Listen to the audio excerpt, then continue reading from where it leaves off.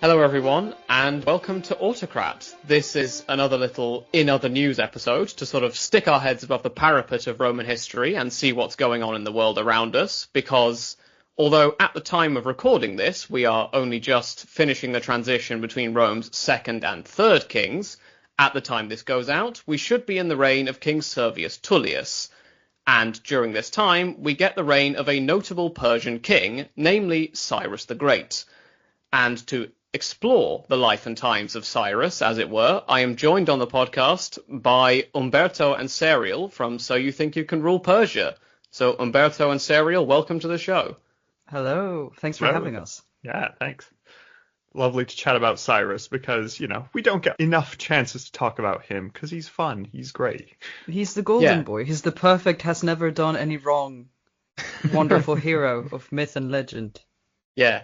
My experience is mainly with Herodotus, but I definitely get that impression of flawlessness. Yes. I mean, Herodotus does give us a lot because, we do have some native sources in, basically filtered through Xenophon, but it is this whole picture of, yes, he is the founder, and everybody says, yes, he is our ancestor. We all love him. Yeah. It's very interesting, the impression I get from the Greeks of essentially shoehorning the Persians and the Medians into their mythology when they first become aware of them. So I've seen claims both that Achaemenid is either Perseus or maybe Perses, as he's the ancestor of the Persian people, according to the Greeks. And then, obviously, Medea becomes the Medians. It's just very interesting to see the Greeks, once the Persians actually show up, thinking, how do we get them into our story? How do we explain them in our terms? Yeah, surely. Because, if every city has their own mythical founder, then surely Persia must vaguely be connected to Perseus. And so that's fine enough. We're happy with that sort of outcome. Well, because, exactly. the whole thing Herodotus is trying to do is give a sort of mythological justification for why is the Persian Empire and the Greek world at war. And it's all started with Zeus kidnapping Europa and Europa fleeing to Asia and that whole mess going on. Well, so actually, we have a story about that, and it's the gods' fault. Yeah. A common trope in the mythology across the Greek and Roman worlds. Yeah, exactly. And I think it's also quite fun. I like that there's a lot of parallels between the Greek, sort of the Roman and Persian world, because, the foundation of Rome is roughly at the same time that the Median Empire starts. So that's a fun collaboration. And also, Cyrus, much like Romulus and Remus, he's not raised by a she-wolf, but by a she-dog. Yes. So that also is a nice parallel, since they're going to be locked in a struggle for 1,000 years. It's good to match them. That myth comes from the Persians. Yes, it comes from the Persians. Yeah, so it comes from, I think Herodotus is the direct source. Yeah. And, it basically predates Rome being important at all to the Greeks, so it seems pretty legit. Yeah, I did see one source which I think, mythological papers are not my strong suit, but I believe it was indicating that this might come from some common Indo-European ancestor of a myth, this idea of being abandoned and then rescued by animals and then brought back into their rightful place, as it were. Well, it happens in multiple, at least Greek myths that I know of, right? Yeah. It is pretty common. Yeah. I think a refrain we've used on Autocrat here is the story of Oedipus should prove this always goes perfectly and never goes wrong. Yeah. Yes, exactly. Just yesterday we were talking about the Atreides family and how almost at the very beginning they also have something similar with Thyestes. Yes. Yeah, so it's really messy. There's a lot of lost children, as in the story of Cyrus as well. I get into that, but then eventually he is just one of these children of prophecy that has to be hidden away, because otherwise, the gods will realize and that'll be a mess. Yeah, exactly. So before we get onto this miracle baby and the prophecy child, let's briefly touch on his ancestry, because on his father's side, he's descended from kings of Anshan, of what will become the Persians, and from how I understand it, that's very murky and messy, with Achaemenid being either his great-great or fourth great-grandfather, depending which source you read. It's complicated. Mm-hmm. But on his mother's side, he's descended from the kings or emperors, I suppose, of Media, right? Yeah, that's right. So his mother, I believe her name is Mandane, and she is the daughter of this king Astyages of the Medians, the last king of Media. So essentially what Media was at the time. So Herodotus gives us a series of 4 kings, Diarches, Phraortes, Cyaxares, and Astyages. And the first 2 are extremely dubious, as in we may have some sort of source in Assyrian records that mentions they exist, but they may have been like local warlords and nothing more. They really had limited reach. But then eventually, when the Assyrian Empire begins to fall, we get Cyaxares, who is essentially founds a proper empire, and it sort of spreads from most of Iran to northern Mesopotamia, part of the Caucasus, and a lot of Anatolia. And eventually, well, he has a son called Astyages, and Astyages rules pretty unremarkably, and the only reason we know anything about him is because of the story with Cyrus, because otherwise he's just keeping the status quo and carrying on. And the Medians are another Iranic people where they are distant cousins of the Persians, but they live sort of in the northern bit of Iran, just below the Caspian Sea. That's where their origin is. And also a fun thing about Achaemenes and Cyrus's paternal line is that we don't really know if Achaemenes existed in general. So we have a vague understanding that his father Cambyses I and his grandfather Cyrus I vaguely existed. Like we have some inscriptions that say here they are.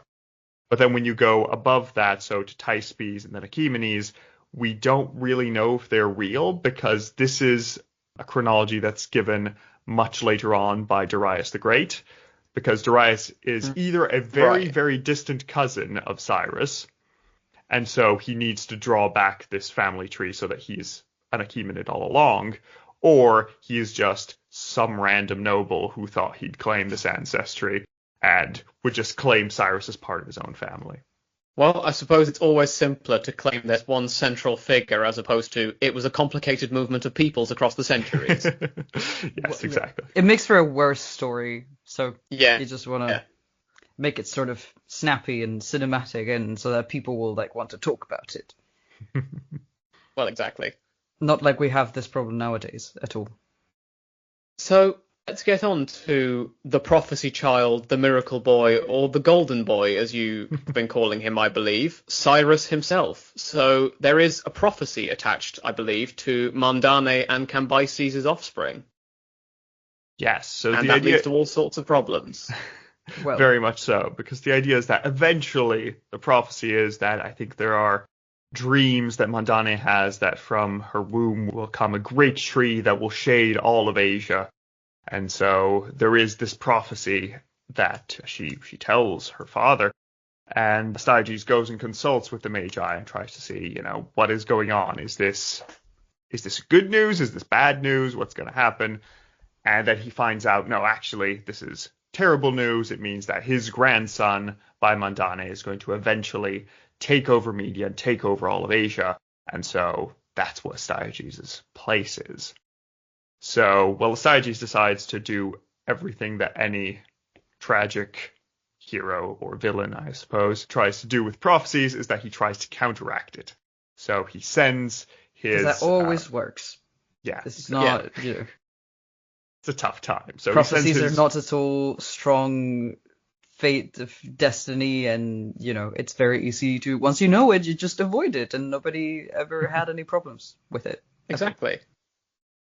Yeah, he just basically does a full Oedipus storyline, because he sends a general called Harpagus over to the newborn Cyrus's place in Persia with the orders to kill the baby, get rid of him. That's it. So the prophecy will never be fulfilled. The thing is that Harpagus then is, reasonably reticent to kill a baby, as you would be. And so he says, well, that's kind of a mess. I can't do it myself. I'll just give it to some peasant to kill, and then that'll be fine. This peasant, however, then arrives home with this new bundled baby and finds out that his own child had recently died a few days after being born. So he says, oh, well, this is clearly a blessing. We can just swap this royal child for the dead one and say, okay, well, we'll raise him as our own, and then we'll just tell Harpagus that this was baby Cyrus, so it's fine. Same result. Just swap one child with another child. Nobody will know ever. Yeah. I mean, they look alike, don't they? I can't tell babies apart, so. Yep.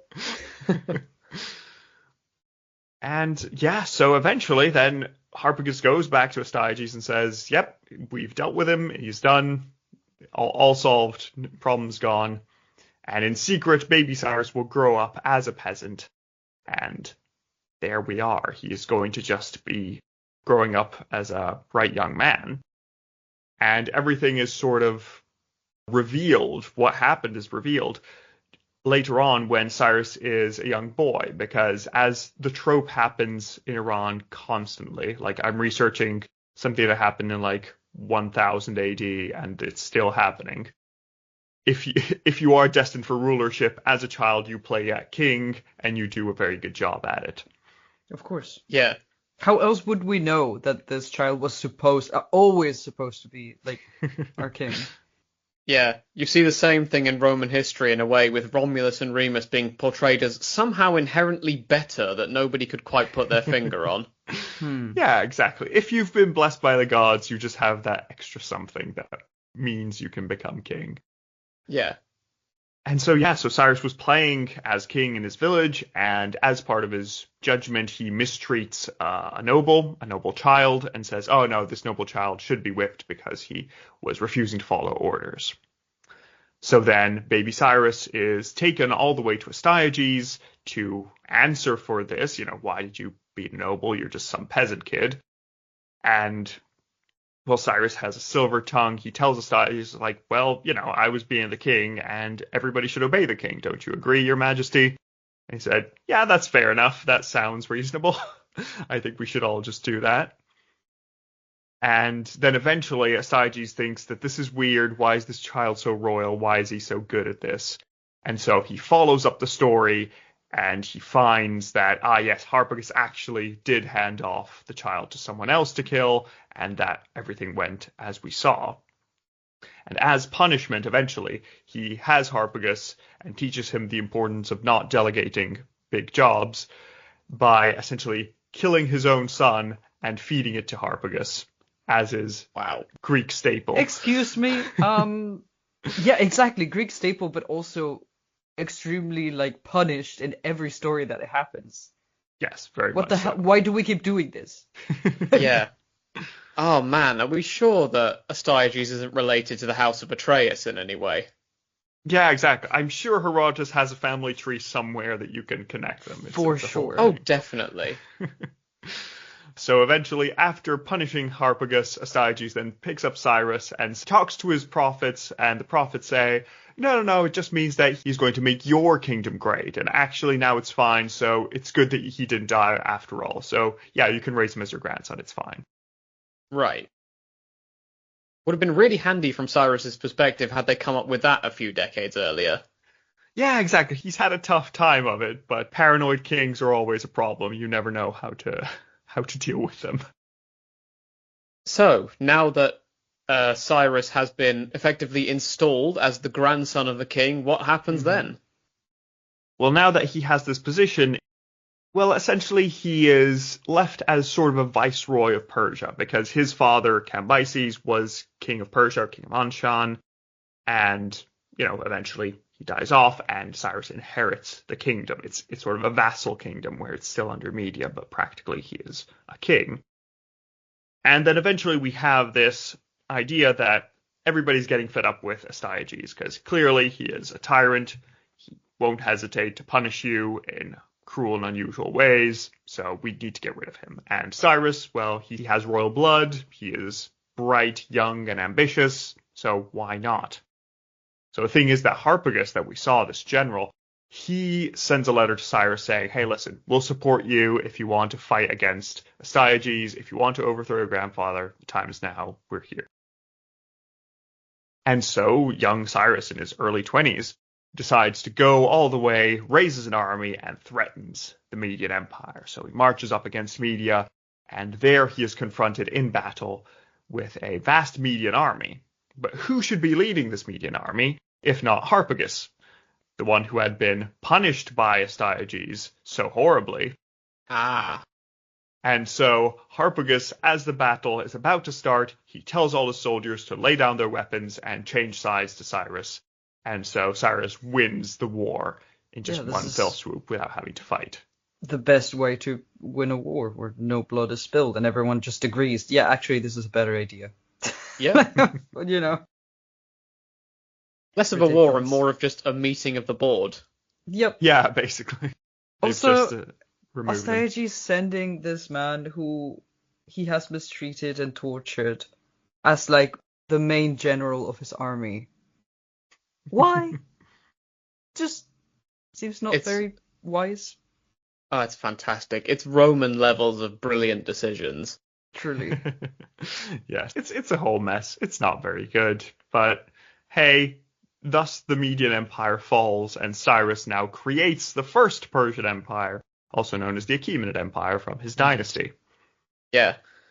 Now, I did see one dissenting account in a way that supposedly there is a disputed story that Cyrus's uncle became Cyaxares II and then his daughter married Cyrus, but essentially that doesn't seem to be very accepted, and either way, he's now king of kings of the new Persian Empire. Yes, exactly. Yeah, I think that extra story might come from, what's this called? Ctesias. Xenophon? Oh, Xenophon, maybe, yeah. Because essentially there are a few later versions that are filtered through different layers of, information. And the problem is that we don't really have a proper native Persian source that can tell us, okay, this is what likely happened. But we are in the point of, again, sort of like in Roman history where you're trying to find out what Numa Pompilius did, and it's something presumably, and we get tropes and vibes, but we don't really have a fixed document that says, this is from the time period and says exactly what was going on at the time. Mm-hmm, mm-hmm. I also seem to remember, I don't know, it's been a long time since we did these episodes, but I think we often run into trouble with names being similar or people being named the same and people not agreeing who came first and who is like the actual person and who was the father of this person, who was the cousin of this person. And so the timeline is often quite confusing, where you have trouble deciding if we're talking about the same person at all, or if we're talking about, no, this was the father and then this was the like cousin and then this was the son, and then like you sort of have to do a bit of extrapolation and think, okay, how old would this person have to be at this point? If it is this person or this other person, it's a bit, Yeah. It reminds me in a way of the story I've heard, although Pontifex will know more about this, about how the numbering of popes called John got confused because somebody made a typo and put, I think it's John the 14th twice, so then the next Pope John skipped one. Yeah, it's a whole mess. Level. Yeah, also when you're looking at crisis of legitimacy with anti-popes and all that, it's just who counts, who doesn't. It's a mess, really. Yeah, yeah. Hence why we might have a Cyaxares II. Yeah, exactly. So there's definitely a Cyaxares later on during Darius' reign who does make himself king of Media, and a Phraortes as well. But it's just, do these count? Have they been implanted at some point in the story? Who knows, really? Yeah. Well, after this point, I get the impression it's just a series of dominoes falling over for Cyrus, win after win. But let's start with what I believe is chronologically first, which is the story of Lydia and Croesus.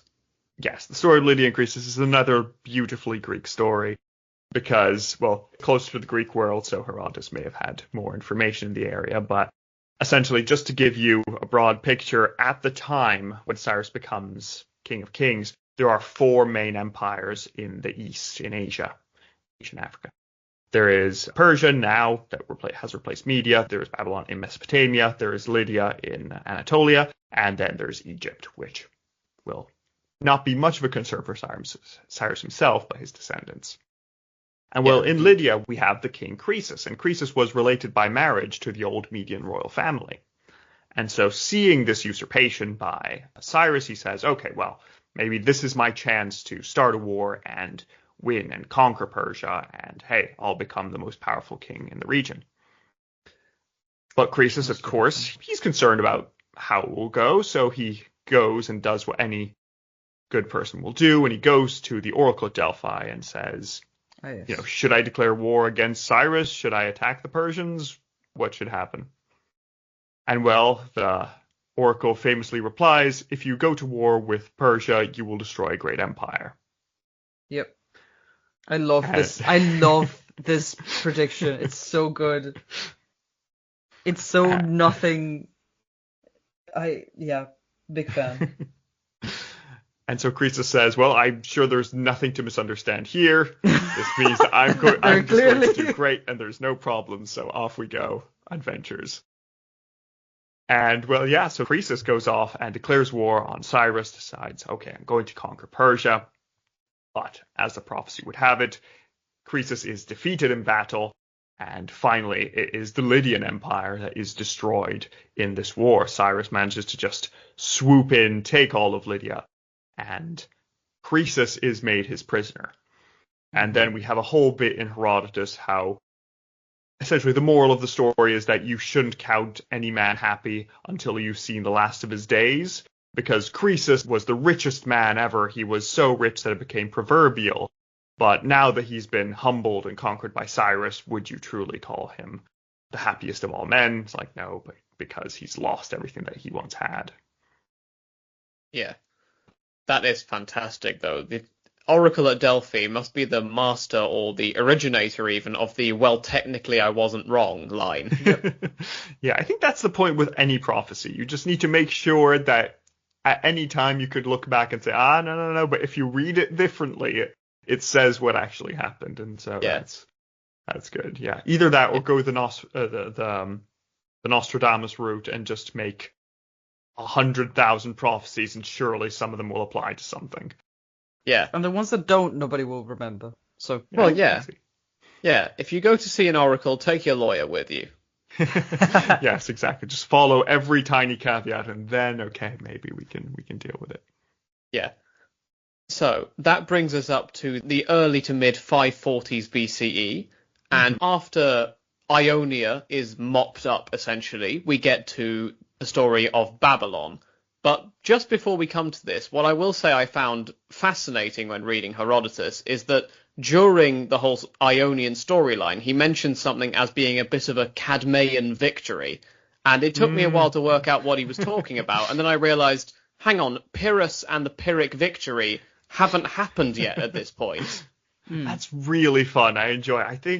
I can't remember. There was some video game that also called it a Cadmean victory because it was set beforehand. But it's just very funny that you realize that there's a saying that hasn't been made yet. So it's like, oh, well, I suppose we now need to have something for it beforehand. So Cadmean, I think that's probably from Cadmus and the Theban cycle, I'd imagine. Yeah. But, the only other thing I found with Herodotus is he was seemingly obsessed with the morality of how men interacted with women in various cultures. Just whenever they were brought up, there'd be something else he found appalling. Yes, it always happens, which is funny because I like Herodotus because it feels like he started, and that's a theory of some people, that he started as a travel writer. So he was mostly just writing things for, if you go to Persia, here's how to act, what to get, and here's their customs. Right. And then eventually he thought, oh wait, the Greco-Persian wars are starting. I guess I should make this a history. Sure, I'll add that in. It's really funny to me because when I first read Herodotus in high school, it was essentially he is talking about, I'm going to tell you the story about how the Persians conquered Egypt. And then he goes into like a full book of digression about here's the customs of Egypt, and here's what they told me when I visited, and here's the thing, and here's how many people it took to build the pyramid. And then he goes back and is like, oh, by the way, this thing I was saying, let's get This has never changed. This is when someone has a blog and they're trying to tell you a recipe for their favorite apple pie, or they're telling you like what hotel they recommend to go in the city, but they have to give you the whole preamble. I feel like we've just always been doing this. It's great.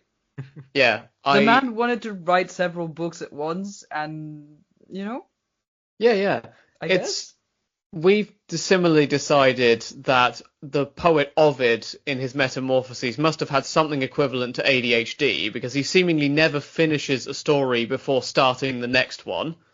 And Diodorus Siculus is similarly obsessed with Egypt. Just everything, including Heracles, comes from Egypt. He's just trying to be noticed. Sure.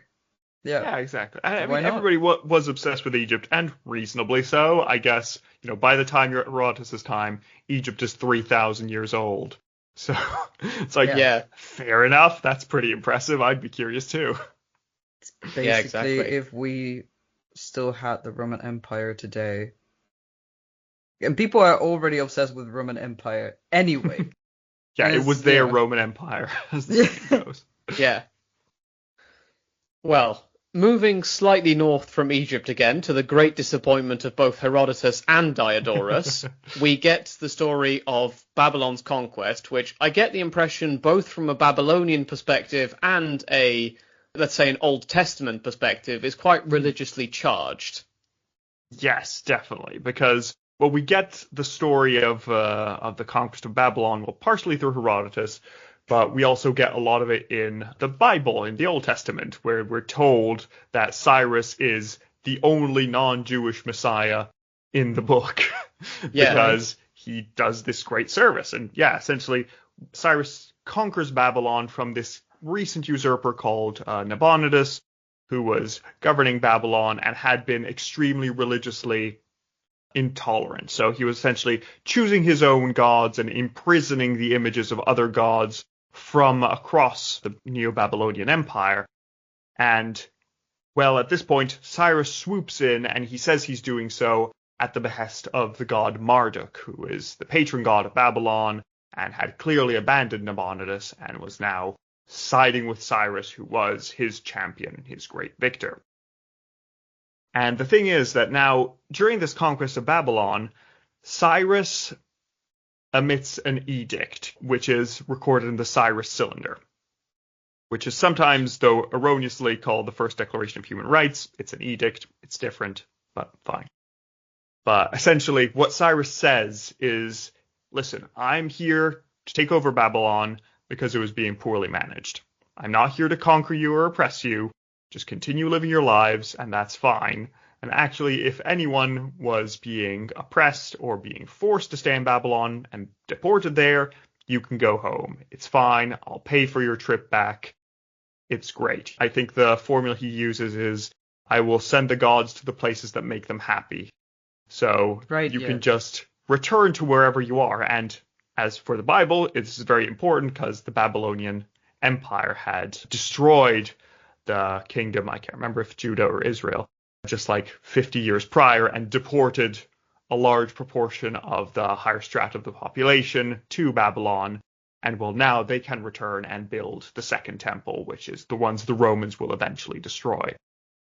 So that's why Cyrus is so highly regarded, because he is just doing this very nice and humane thing. And it's also quite interesting in contrast to, for example, the Assyrians. Like in a lot of Assyrian iconography, you see them brutally torturing or destroying their enemies in different ways. While important for the culture. Yeah. While in traditional Persian iconography, this is at Persepolis, which is a bit later, but the idea is that we're all working together for a greater whole. So I, as a Persian, am not oppressing you because I'm leading the empire. No, we are working together to form a greater whole, and the king is guiding us justly. So that is the image they're trying to portray and send forward.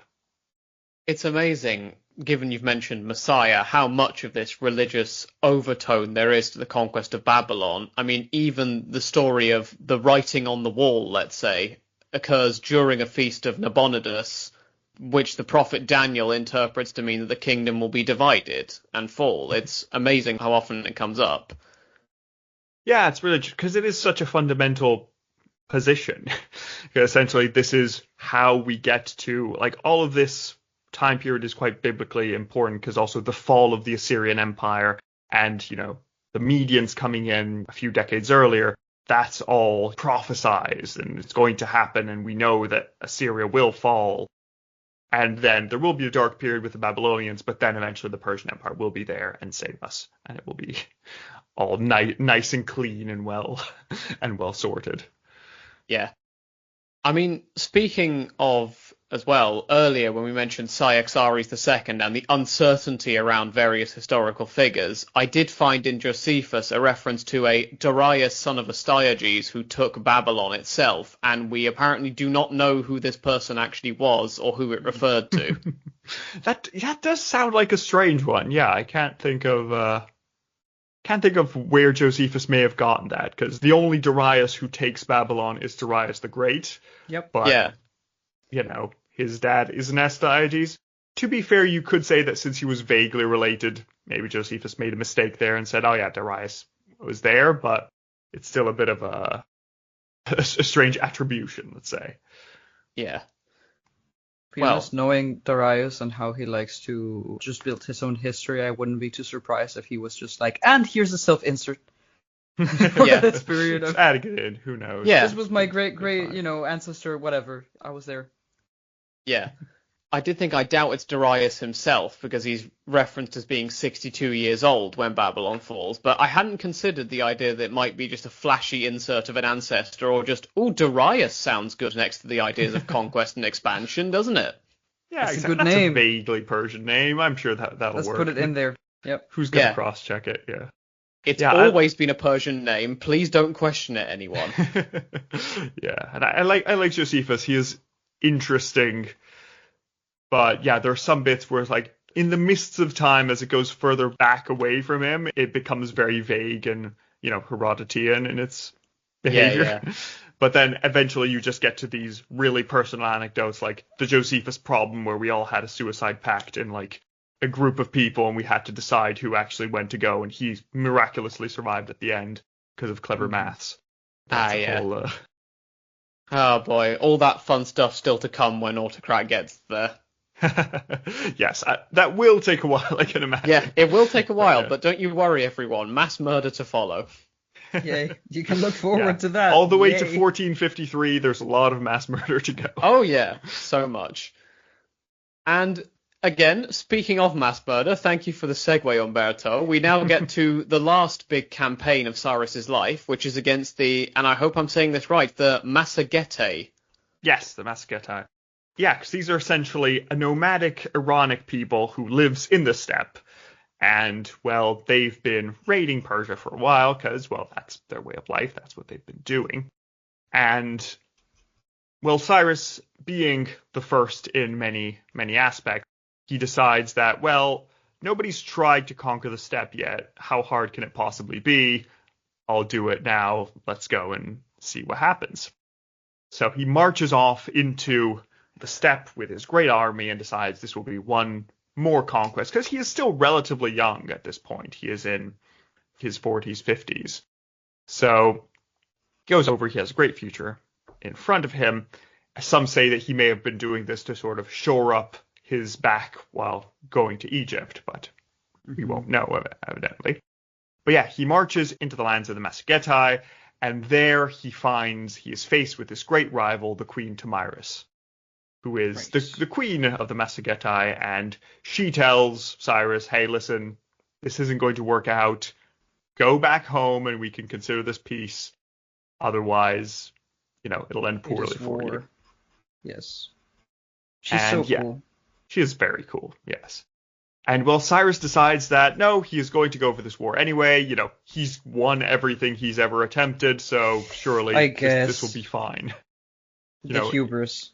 Yes, I can see echoes or pre-echoes of Alexander the Great in this. We're saying, surely how bad could it be? I've won everything. I've always been successful. People keep talking going. about this thing called losing, and I don't know. Yeah, just one more campaign. I can quit anytime I want. Yes, exactly. I'm sure my soldiers don't mind. Yeah, it's all right. So he marches into the steppe, and there he first goes into a sneaky fight because he essentially sets up a stratagem and he has a little encampment there and he just abandons it and disappears. He leaves a few small guards, but nothing excessive. And then when the Massagetæ arrive there and they take this encampment, they find that it's absolutely chock full of wine. Right. And Herodotus tells us that they'd never had wine or any sort of alcohol before. And they develop an immediate taste to it. Yes, give the alcohol one of the first inventions. One, you've inventions. never had it, and two, suddenly you're like, best thing ever. Yeah, at least that's what the Massagetæ warriors told their mums the following day. Yes. Yes, exactly. And well, yeah, they get all extremely drunk. And so the next morning, when they're all hungover or still under the influence, Cyrus's army comes in and kills all of them and manages to capture Tomyris' son, who kills himself in despair at the humiliation of having been caught this way. Yeah, going home to tell mom about how you lost the army is not great. Especially if that's if she's your mom, no. Yes. And well, yeah, so Tomyris then swears terrible revenge against Cyrus, and she says, okay, no, that's it. You've tried this, we need to go over. And they meet each other in a great climactic battle. In this battle, as you may have suspected, Cyrus himself is killed. And not only is he killed, but Tomyris manages to get a handle on his body and cuts off his head and places it in a jar full of blood and says, "You've always thirsted for blood, now drink and slake your thirst." Ooh. Really giving Crassus energy with this kind of, you've wanted something, now you have it. Yes. Yeah, very much so. So it's very impressive. And Tomyris is just very cool. There's a lot of paintings on this topic because it's just so iconic. And so this, we get the death of Cyrus. Although I can't remember if it's Xenophon again, who says that, no, he just died peacefully and everything was fine. Don't worry about it. But we're doing the Disney version. That never happened, and he just chilled and, Yeah. He moved to a different state. Yep. Yes. To a farm. And so relax. Yeah, and so you have the fact that, well, now Cyrus is dead, but his empire sort of lives on through his son, Cambyses and Bardia eventually, and then through his daughter Atossa, he is the progenitor of all the later Achaemenids down to, the times of Alexander the Great. Yeah.